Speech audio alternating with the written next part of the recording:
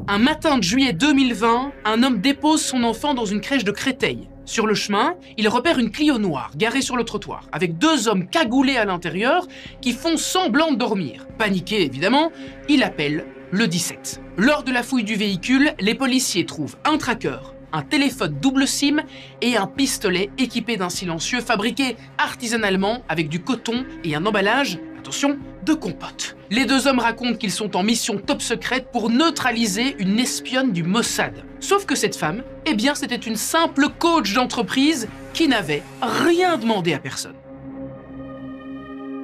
Nous sommes donc en juillet 2020 à Créteil, il est à peine 8 h du matin, quand Ousmedine, un plombier, dépose son enfant à la crèche. Rien de plus normal. Sauf qu'en repartant, eh bien quelque chose va attirer son regard. Une Clio noire est garée sur le trottoir, avec à l'intérieur deux hommes qui font semblant de dormir. Il ralentit le pas, il les regarde, puis il repart. Mais en poursuivant sa route, quelque chose de tracasse.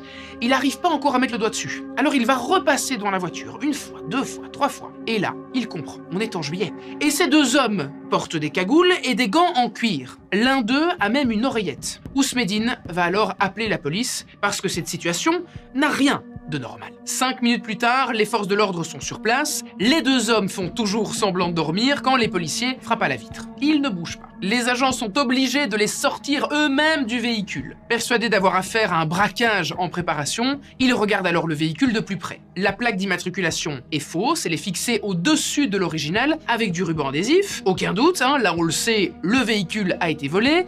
Et à l'intérieur, eh bien les policiers vont trouver entre autres un tracker, des bouchons d'oreilles, un téléphone de marque Logicom pouvant contenir 2 cartes SIM et un pistolet chargé de cartouches de 9 mm avec un silencieux fabriqué à l'aide de coton et un emballage de compote. Oui, un emballage de compote. La parfaite panoplie pour un assassinat ciblé avec les moyens du bord. Les deux hommes sont évidemment aussitôt interpellés. Il s'agit de Karl Esnault et de Pierre Bourdin. Interrogés sur leur présence sur les lieux, les deux hommes demandent à ce qu'on les laisse travailler. Ils sont en mission top secrète pour neutraliser une espionne du Mossad parachutée dans le coin. Rien que ça. Son nom, Marie-Hélène Dini. Mais qui est-elle et pourquoi voulait-on l'éliminer ? Marie-Hélène Dini a la cinquantaine. Fille d'enseignant, c'est une bonne élève qui, à l'âge de 19 ans, décide de quitter Annecy pour monter à Paris, direction l'ESCP, une des plus grandes écoles de commerce françaises. Diplômée, elle passe 15 ans dans la finance et l'administration en tant que comptable, contrôleuse de gestion ou encore directrice financière. Mais après plus d'une décennie de métro boulot dodo, elle en a vraiment assez. Et quand sa grand-mère décède au début des années 2000, quelque chose se réveille en elle. Quitte à finir entre quatre planches, autant prendre du plaisir pour le temps qu'il nous reste sur cette bonne vieille planète. Alors elle se forme au coaching, à la programmation neurolinguistique, à l'hypnose, à l'énéagramme et à toute une série d'approches d'accompagnement. Et je peux vous le dire, elle ne fait pas les choses à moitié. Elle crée ses propres structures, d'abord un cabinet de coaching, puis ensuite une école qu'elle monte en 2004 et qu'elle va appeler MHD Formation. Rien à voir avec le rappeur, je vous rassure, non, ce sont ses initiales. Elle construit quelque chose de concret, de solide, avec ses mains et ses convictions. Elle veut aider les autres, les accompagner, leur donner les outils pour aller mieux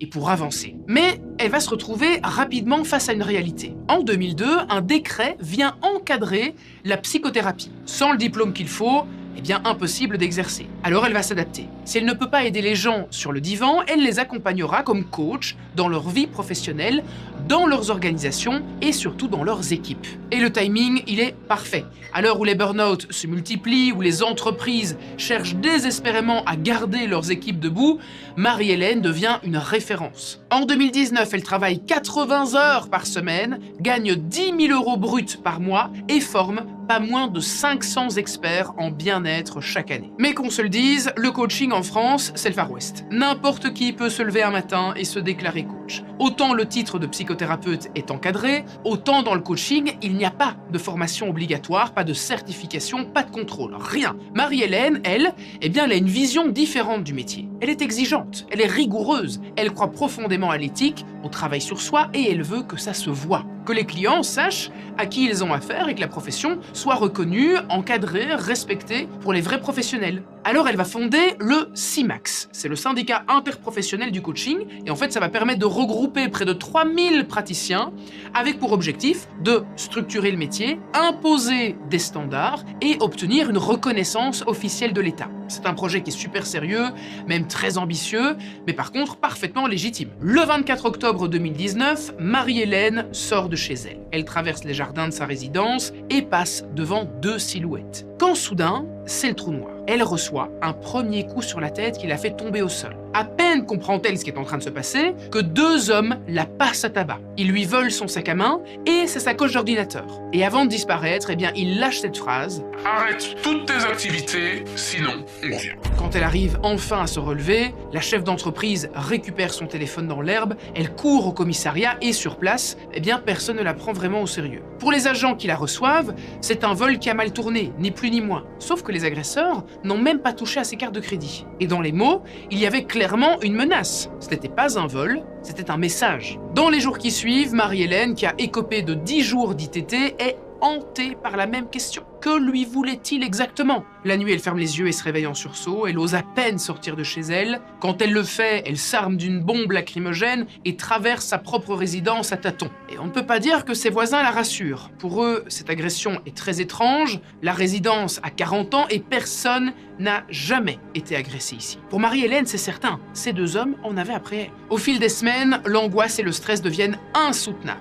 Fin janvier, Marie-Hélène craque. Elle est dans le fond du trou. Elle s'effondre en larmes au bureau pour un rien. Ça ne va pas du tout. Son généraliste décide de l'arrêter et de la mettre à nouveau en ITT. Et pour se remettre sur pied, elle s'en remet à ce qu'elle maîtrise. Massage, séance de EMDR. Je vais vous expliquer ce que c'est. La méthode EMDR, c'est en fait un processus qui vous permet de sortir d'un traumatisme par des mouvements oculaires. Et grâce à tout ça, eh bien, elle va remonter la pente. Au printemps 2020, on se souvient tous de ce qui s'est passé. Nous étions, ainsi que l'ensemble de la planète, entièrement confinés.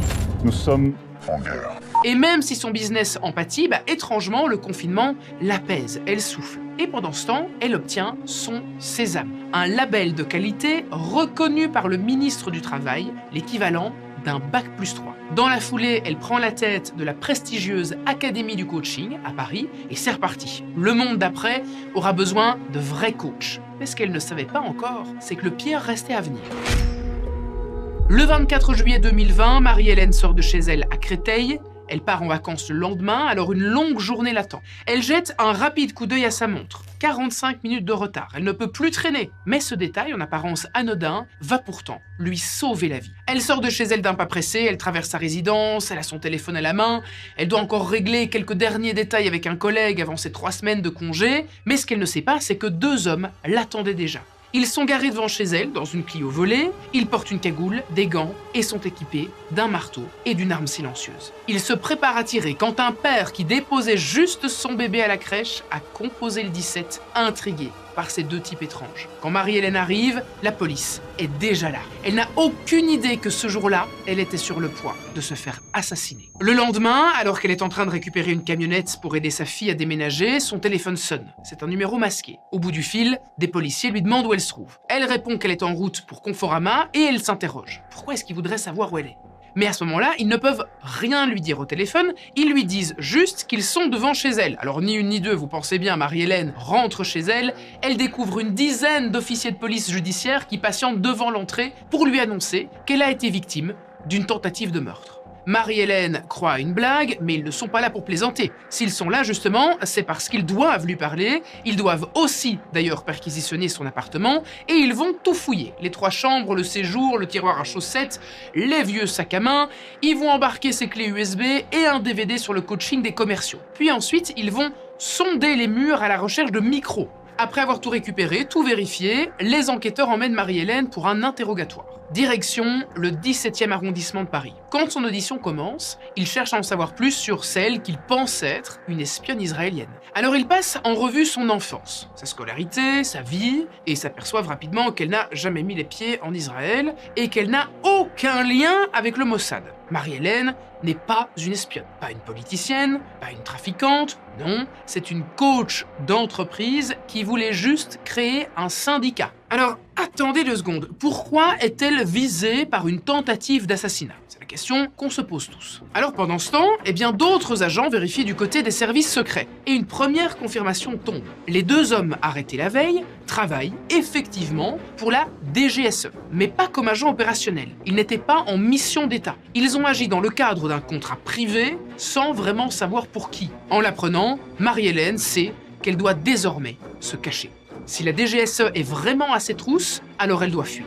Elle et son compagnon embarquent les chats, quelques valises et prennent la route. Marie-Hélène cache ses cheveux sous une casquette, met des lunettes de soleil et désactive la géolocalisation de tous ses appareils avant d'acheter un autre téléphone et une carte prépayée. Sur la route, ils vont même s'arrêter dans une station-service pour vérifier qu'aucune balise n'a été posée sous leur voiture. Une fois repartis, ils font plusieurs fois le tour des ronds-points qu'ils empruntent et regardent sans arrêt dans leur rétroviseur. Ils ralentissent, accélèrent, mettent le clignotant au dernier moment avant de tourner. Le couple s'installe près d'Annecy. La nuit, ils mettent un meuble devant la porte et avant chacune de leurs sorties, ils veillent à glisser une brindille dans l'embrasure de la porte pour savoir si quelqu'un a essayé d'entrer pendant leur absence. Pendant 3 semaines, elle ne dit à personne, pas même à ses enfants, où elle se trouve. Mais elle ne sait toujours pas qui lui en veut au point d'embaucher des tueurs à gages. Et il y a une chose que vous devez savoir. Si vous n'avez pas envie que j'embauche des mecs pour venir vous faire appuyer de force sur le bouton s'abonner, je vous conseille de le faire en toute âme et conscience dès maintenant. Je sors une vidéo par semaine sur des histoires plus rocambolesques les unes que les autres et nous sommes bientôt aux millions d'abonnés. Alors abonne-toi, fais ça. Allez hop, on clique. En août 2020, l'affaire sort dans la presse. Marie-Hélène devient l'hypnotiseuse de Créteil. Et il n'y a pas de fumée sans feu. Si quelqu'un s'en prend à elle, c'est parce qu'elle a dû faire quelque chose de grave. Quand elle rentre enfin chez elle, elle redécouvre un monde qu'elle ne connaît pas. Ses voisins la saluent à peine et ralentissent même le pas pour éviter de prendre l'ascenseur avec elle. Le milieu dans lequel elle s'épanouit et pour lequel elle se bat depuis des années lui tourne même le dos. De leur côté, les enquêteurs remontent la piste de la Clio noire. Ils arrêtent d'abord un jeune agent de sécurité qui pensait lui aussi d'ailleurs servir la nation en menant des missions top secrètes pour le compte du renseignement, sauf que comme les autres, il n'était qu'une marionnette. Et celui qui en tire les ficelles, mesdames et messieurs, c'est Jean-Luc Bagur. Un homme de 64 ans, collectionneur d'armes et surtout coach professionnel et véritable maître de la loge maçonnique Athanor. Les enquêteurs viennent d'ouvrir une porte et n'ont encore aucune idée de ce qu'ils vont trouver derrière. Et vous savez qui peut vous protéger de la surveillance en ligne? Notre sponsor du jour, NordVPN. Parce qu'aujourd'hui, ce ne sont plus seulement les États qui épient les gens comme vous et moi, ce sont des inconnus, tapis quelque part dans l'ombre sur le dark web. Et le pire, c'est qu'on ne s'en rend compte qu'une fois qu'il est déjà trop tard. Quand l'argent a disparu du compte, quand quelqu'un a ouvert un crédit à notre nom, quand un proche reçoit un message bizarre signé de notre adresse mail. C'est exactement là que NordVPN est super intéressant. À la base, NordVPN, c'est un VPN. Il chiffre ta connexion, masque ton adresse IP sur tous tes appareils, que tu sois sur la Wi-Fi de chez toi, à l'hôtel ou dans un café, mais la fonctionnalité dont je voulais vraiment vous parler aujourd'hui, c'est la surveillance dark web. Elle tourne en silence, en arrière-plan, et dès qu'elle repère quelque chose à ton nom, elle t'alerte immédiatement et elle te dit comment réagir. Quel mot de passe changer en priorité, quel compte sécuriser. Et le truc important, c'est qu'elle continue de fouiller même quand vous n'êtes pas connecté. En moyenne, on découvre qu'on a été piraté plusieurs mois trop tard. Sur le dark web, plusieurs mois. Vous dire que c'est une éternité. Alors, rendez-vous sur mon lien en description, nordvpn.com/silentjill pour profiter de 4 mois offerts avec la garantie 30 jours satisfaits ou remboursés. Derrière un immeuble chic de Puteaux, à 2 pas de Neuilly-sur-Seine, se trouve un temple discret. De l'extérieur, rien ne signale sa présence, et c'est exactement l'idée. Créée récemment, la loge Athanor, qui tient son nom d'un alchimique symbolisant la transformation intérieure, compte environ 20 membres exclusivement masculins. Elle est rattachée à la grande loge de l'Alliance maçonnique française. Là-bas, on pratique le rite écossais ancien le plus répandu dans la franc-maçonnerie mondiale. Créé en 1801 aux États-Unis, il comprend les très connus 33 degrés. Les 3 premiers correspondent aux apprentis, aux compagnons et aux maîtres. C'est à partir de là que tout commence. On y prête serment, on travaille sur des symboles, l'équerre, le compas, on débat, on réfléchit sur soi et sur la fraternité. Les tenues des membres sont imposées, chacun porte une veste noire, une chemise blanche et des gants blancs. Au-delà du 3e degré, on entre dans les hauts grades du 4e au 33e. Ces niveaux ne sont plus gérés par la loge elle-même, mais par une instance séparée qu'on appelle le Suprême Conseil. Plus on monte, plus on s'enfonce dans un univers symbolique et philosophique où on parle d'alchimie, de chevalerie et de spiritualité. En apparence donc, Athanor fonctionne comme une loge classique. Mais à l'intérieur, on ne croise pas des philosophes du dimanche. Il y a des militaires, des policiers, des chefs d'entreprise, des gens avec des compétences, un réseau, des informations et qui n'ont pas froid aux yeux. Et surtout, ils s'entraident. Un conflit commercial avec un frère de loge, on fait jeter des rats morts dans le jardin de l'ennemi et devant sa porte pour lui faire peur. Un différend avec un associé, on incendie sa voiture. Un élu gênant, on le tabasse dans un parking sous les yeux de son épouse enceinte. C'est comme ça que fonctionne la loge Athanor. Vous avez un problème avec quelqu'un, eh bien en échange d'un bon paquet de billets, on va régler le problème. Ce qui compte finalement, c'est l'entraide, la fraternité, voyez-vous. Mais alors comment des hommes censés incarner des valeurs humanistes en sont arrivés là? À la tête de la loge, vous l'avez compris, il y a un homme, Jean-Luc Bagur. Jean-Luc est patron d'une école de coaching et concurrent direct de Marie-Hélène Dini. Et son projet le dérange profondément. Parce que si le CIMAX aboutit, eh bien la profession va être encadrée. Lui, il a quitté l'école à 17 ans, sans son bac, et après avoir accumulé des petits boulots, il s'est reconverti dans les sciences humaines et la PNL avant d'ouvrir sa propre école de coaching. Si pour exercer, il lui faut des certifications, son école risque de devenir moins compétitive. Alors une seule solution, faire disparaître sa principale rivale. Pour ça, eh bien, il va se tourner vers l'un des frères de la loge, Frédéric Vaglio. Il a la cinquantaine et possède une société de sécurité après avoir été journaliste. Il se présente comme un proche des services de renseignement qui, 7 ans plus tôt, avait déjà engagé 2 hommes pour s'en prendre à un opposant politique de son ami, alors directrice du cabinet du maire à Saint-Maur-des-Fossés. Pour cette nouvelle mission, un accord est conclu. En échange de 70 000 €, Frédéric devra s'arranger pour faire disparaître Marie-Hélène Dini. Et pour rester dans les clous, Frédéric aurait fait facturer la prestation directement à l'école de coaching de Bagur, sous des intitulés comme « Formation internationale » ou « Développement de supports digitaux ». Une façon de faire passer un contrat d'assassinat pour une dépense professionnelle ordinaire avec, en bonus, la possibilité d'en récupérer la TVA. Mais Frédéric ne peut pas faire ça seul. Il a besoin d'hommes de main. Alors il se tourne vers un autre frère de loge, Daniel Beaulieu. Et lui, c'est pas n'importe qui. C'est un ancien de la direction centrale du renseignement intérieur, la DCRI, devenu depuis la DGSI. Il a fait une carrière brillante dans les services, c'était un homme respecté qui sait exactement où trouver ce dont il a besoin. Et c'est grâce à cette expérience qu'il va trouver l'homme de main idéal, Sébastien Leroy. Bon, on va pas se mytho, ça fait beaucoup de monde, donc je vais vous résumer un petit peu toute cette tambouille. On a donc Jean-Luc, patron de la loge, qui cherche un homme pour éliminer sa rivale, Marie-Hélène. Il fait donc appel à Frédéric, un frère de loge, qui lui-même fait appel à un autre frère de loge, Daniel, qui à son tour fait appel à Sébastien, le pion parfait, pour mettre à bien leur plan. Vous me suivez toujours? Alors il faut qu'on s'attarde un petit peu sur qui est Daniel, parce que ça va être très important pour la suite. Daniel, il est né en 1990 dans le Puy-de-Dôme, d'un père apiculteur et d'une mère institutrice. Avec ses 2 sœurs, il vit une enfance classique. Dès l'âge de 6 ans, il va pratiquer ce qu'on appelle le Viet Vo Dao, un art martial vietnamien qui lui enseigne 2 valeurs fondamentales, la loyauté et la persévérance. Après le bac, tout l'intéresse, mais il a du mal à se projeter et il se retrouve dans un BTS en biologie à Limoges. Mais il continue le Viet Vo Dao. Son idole s'appelle Fabrice. C'est un ami de son père, ceinture noire de Viet Vo Dao lui aussi. Il travaille pour les services secrets au sein de la DCRI.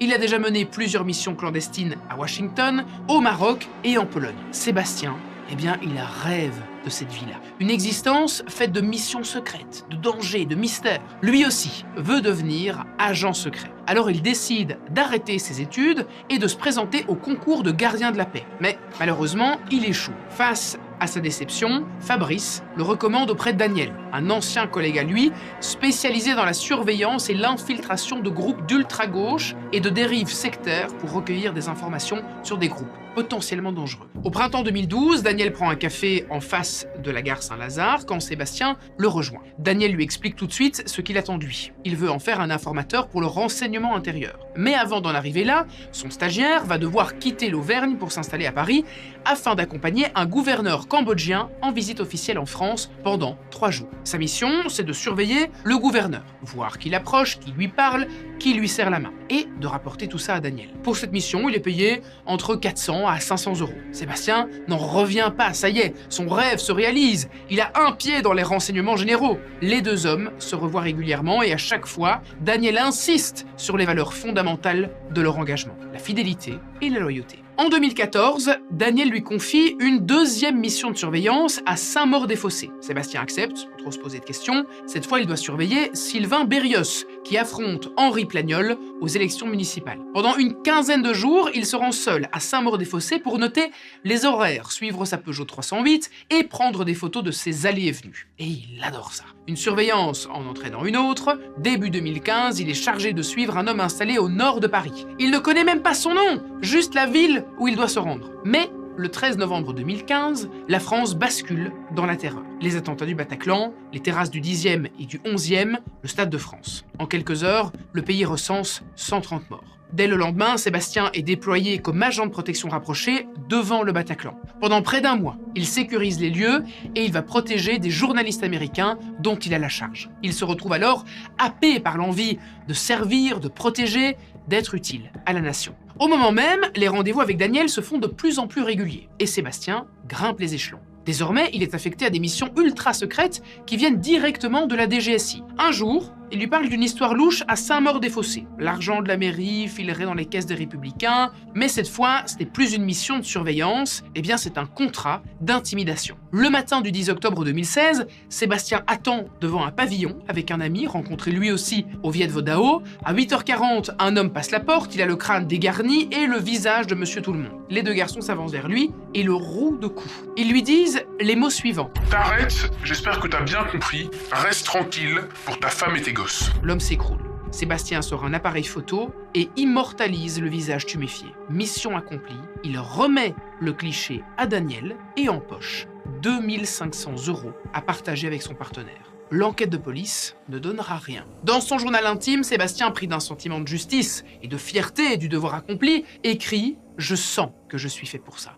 C'est étrange comme sensation que celle de gagner de l'argent pour défoncer quelqu'un. Ses missions devenant de plus en plus importantes, Sébastien a besoin de s'entourer et recrute de vrais militaires. À Sercotte, près d'Orléans, se trouve l'une des bases les plus secrètes de la DGSE. C'est là que s'entraîne le service Action, l'élite chargée de traquer les ennemis de la France à l'étranger. Et c'est là-bas que Sébastien va enrôler 2 jeunes militaires affectés à cette base, Pierre Bourdin et Karl Esnault, connus sous les pseudonymes Dagomar et Adélard. Ils sont chargés de la sécurité du camp, de l'armurerie et de la logistique. Quand Sébastien leur propose 15 000 € pour tuer, ils acceptent, sans hésitation. Leur cible, vous la connaissez, il s'agit de Marie-Hélène Dini, qu'il pense être, à ce moment-là, une agent du Mossad. Parce que c'est ce que croyait sincèrement Sébastien, manipulé par un ancien des services secrets au service d'un chef d'entreprise qui est prêt à tout pour faire taire la concurrence. Ces hommes, payés par vos impôts pour vous protéger, ont utilisé leurs compétences pour essayer de tuer une femme uniquement parce qu'elle voulait créer un syndicat de coachs et régulariser la profession. Entre guillemets, éviter de nombreuses arnaques. Mais parce qu'on aime quand même une histoire qui finit bien, en 2020, grâce à un homme qui passait par hasard à côté de leur Clio noir en allant déposer son enfant, Dagomar et Adélard sont arrêtés par la police quelques minutes à peine avant de commettre le meurtre de Marie-Hélène Dini. Malheureusement, 2 ans plus tôt, un autre homme n'a pas eu la même chance qu'elle. En 2018, Daniel confie une mission à Sébastien. La cible s'appelle Laurent Pascali et il est pilote automobile. Officiellement, il serait une menace pour l'État, mais en réalité, il ne s'agit que d'une histoire de dette. Un couple de mécènes l'avait financé à hauteur de 100 000 € pour soutenir sa carrière. Il a remporté le championnat de France GT dans la foulée, mais il ne les a jamais remboursés. Après des années de procédures judiciaires qui n'ont rien donné, le couple croise la route de notre fameux Frédéric Vaglio à un meeting automobile et il lui raconte leur histoire. Il leur propose alors de régler ça. Et comme à chaque fois, la loge s'en occupe. La mission commence par de la surveillance, mais Laurent finit toujours par les semer. Alors Daniel change l'objectif. Le 1er septembre 2018, ce n'est plus une filature, c'est une mission homo pour homicide. Un matin de novembre, Sébastien et son complice s'infiltrent dans le parking souterrain de l'immeuble de Laurent et attendent. Lorsqu'il sort de sa voiture et se dirige vers l'ascenseur, Sébastien essaie de signifier du regard à son acolyte qu'il ne faut pas tirer car Laurent est au téléphone. Mais c'est trop tard, la balle part et le touche en plein cœur. Il nettoie la scène rapidement, charge le corps dans le coffre et il part ensuite l'enterrer dans les montagnes en Haute-Loire. 10 mois plus tard, un cueilleur de champignons va découvrir le corps. Les enquêteurs estiment qu'une dizaine d'affaires impliquent le réseau. Et surtout, les profils de ceux qui y participent surprennent. On ne parle pas de criminels professionnels avec des casiers chargés. On parle de gens insérés dans la société, avec des carrières et des familles. Alors comment un fils d'apiculteur qui voulait à tout prix servir son pays en est-il arrivé à tuer pour une loge maçonnique ? La réponse, eh bien, elle est dans la manière dont tout a commencé. Parce que Sébastien n'a pas basculé du jour au lendemain. Personne, d'ailleurs, ne bascule du jour au lendemain si ce n'est pas un coup de folie. Ce qui s'est passé, c'est quelque chose de beaucoup plus insidieux. Daniel ne lui a jamais demandé de tuer dès le départ. Il lui a d'abord demandé de surveiller un gouverneur cambodgien pendant 3 jours, puis de suivre un candidat aux élections municipales, puis d'intimider un homme dans un parking. À chaque étape, la mission était présentée comme légitime, urgente, nécessaire. Et à chaque étape, Sébastien avait une bonne raison d'accepter. C'est ce que les psychologues appellent l'escalade de l'engagement. On ne demande jamais à quelqu'un de franchir un grand pas. On lui demande de franchir une série de petits pas, chacun suffisamment proche du précédent pour sembler raisonnable. Et quand il se retourne, il réalise qu'il est allé très loin sans jamais avoir eu l'impression de choisir vraiment. Mais il y a quelque chose d'encore plus profond que ça. Sébastien ne faisait pas ça pour l'argent. Enfin, pas seulement. Ce que Daniel lui avait donné, c'est une identité. L'agent secret qu'il avait toujours voulu être. Celui qu'il n'avait pas pu devenir quand il avait raté le concours de gardien de la paix. Dans la loge, il existait, il avait un rôle, une place, une utilité. Il était quelqu'un dont l'État avait besoin. Et ça, les amis, c'est bien plus puissant que n'importe quelle somme d'argent.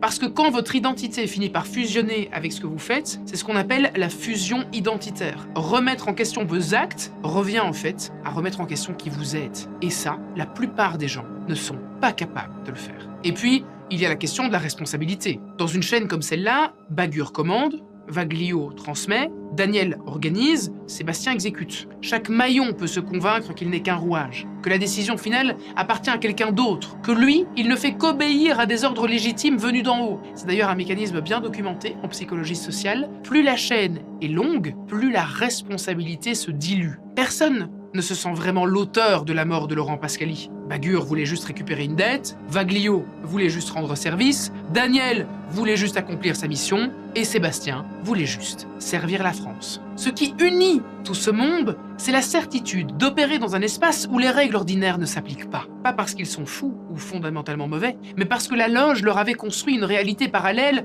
où leurs actes étaient non seulement acceptables, mais nécessaires. Une bulle hermétique, imperméable au doute, renforcée à chaque réunion, à chaque mission accomplie, à chaque secret partagé. Et dans cette bulle, tuer un pilote automobile pour récupérer une dette de 100 000 € pouvait sembler parfaitement logique. Ceux qui en font partie finissent par se croire au-dessus des lois. Pas parce qu'ils sont fous ou mauvais au départ, parce qu'ils sont entourés de gens influents, connectés, capables de tout régler. Et qu'à force, l'idée que les règles ne s'appliquent pas à eux s'installe naturellement. Pourtant, tout s'est effondré un matin de juillet 2020, lorsque ce papa a déniché ces 2 hommes en cagoule dans un véhicule, qu'il avait trouvé ça suspect et qu'il a eu la bonne idée d'appeler la police. Si ce matin-là s'était passé différemment, personne n'aurait jamais rien su. Le réseau aurait continué, les missions aussi. Alors la vraie question, ce n'est pas comment Athanor a pu exister, c'est combien d'autres structures comme celle-là existent en ce moment dans l'ombre, sans que personne ne le sache encore.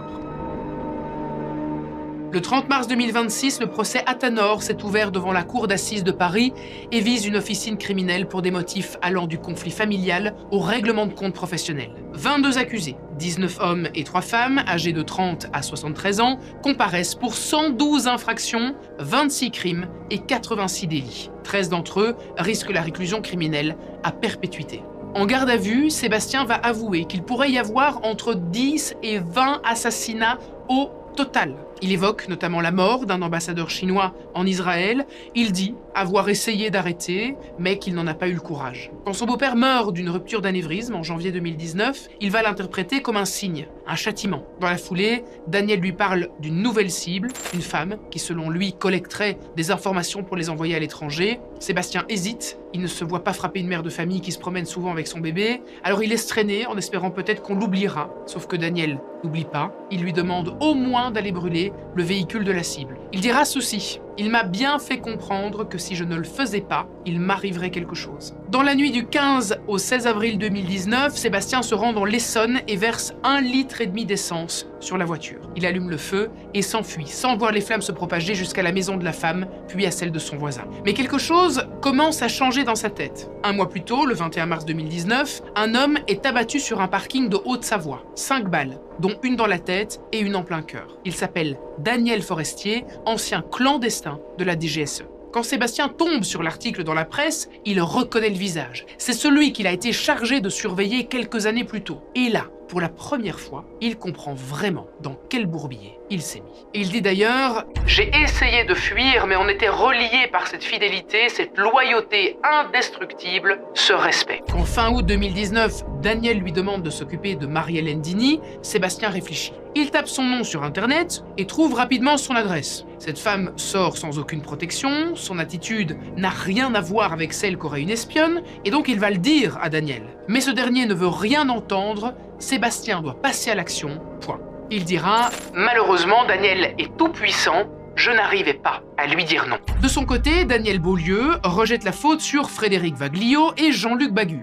Les 3 hommes s'accusent mutuellement en garde à vue. Daniel parle de la technique Vaglio, une méthode de manipulation que Frédéric utiliserait pour embrigader les gens. Bagur dit la même chose, il se présente lui aussi comme une victime de son emprise. Chacun pointe l'autre, personne n'assume. Sous la pression, Daniel finit par craquer. Lui qui menait depuis 20 ans une double vie parfaitement orchestrée entre 2 compagnes, tente de mettre fin à ses jours en détention. Aujourd'hui, il comparaît en fauteuil roulant. Son avocat indique d'ailleurs que sa capacité de concentration est sérieusement atteinte, ce qui lui donne beaucoup de mal pour répondre aux questions de la cour. Ce procès est hors norme, pas seulement par son volume pénal, mais parce qu'il révèle des hommes habilités, affectés à une base classifiée de la DGSE, impliqués dans des violences, un homicide et une tentative d'assassinat commandité par un chef d'entreprise via une loge maçonnique. Les audiences se poursuivront jusqu'au 17 juillet 2026 et les principaux concernés sont toujours présumés innocents. Donc beaucoup de questions restent encore aujourd'hui sans réponse.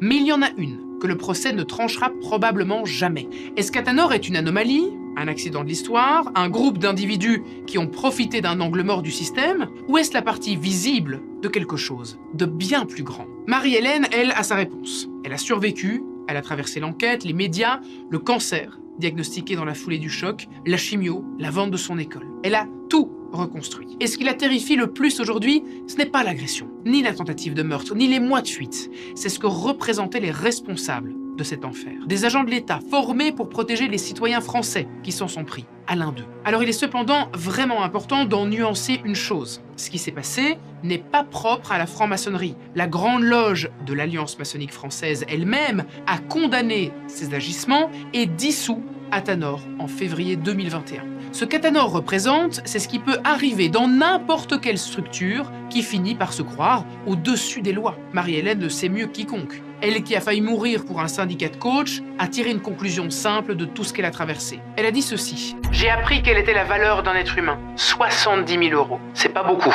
Si vous avez aimé cette histoire, eh bien je vous conseille d'aller voir ma vidéo sur les dernières révélations de l'affaire Epstein.